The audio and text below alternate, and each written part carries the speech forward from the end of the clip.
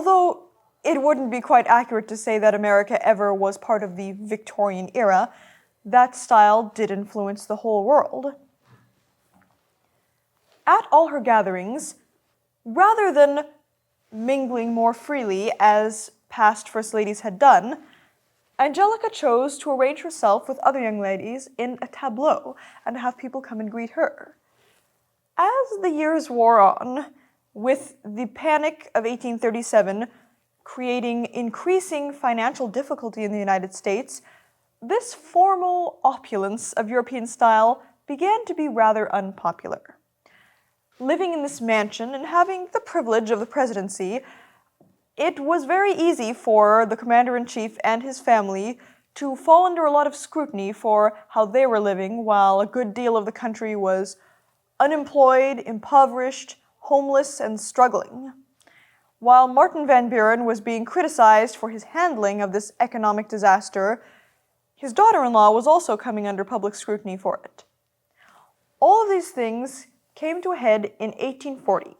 This was the year that he was running for re-election, and in April of 1840, one of his main Whig opponents, the Whigs being the other political party at the time, made a bold speech against him. This opponent's name was Charles Ogle, and he made a speech to the House of Representatives for the better part of 3 days. This speech is called the Gold Spoon Speech, and in it he referred to how the president lived in European palatial opulence. He never specifically referred to Angelica by name, but he did refer to his household. He talked about how the American beauty wasn't enough for the president. He had to redesign all the gardens to be overflowing with the beauty of Europe and bringing in new plants, and how he had spent thousands of dollars redesigning and redecorating the White House to suit his whims.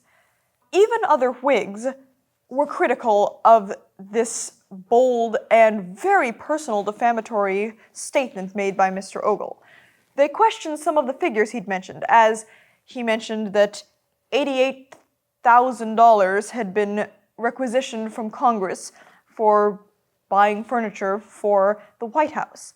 But these figures were corrected, that he'd only ordered 11,000 of that, and the rest was from past presidents. And that, in fact, most of the furniture which he had bought for the White House, he had bought with his own money.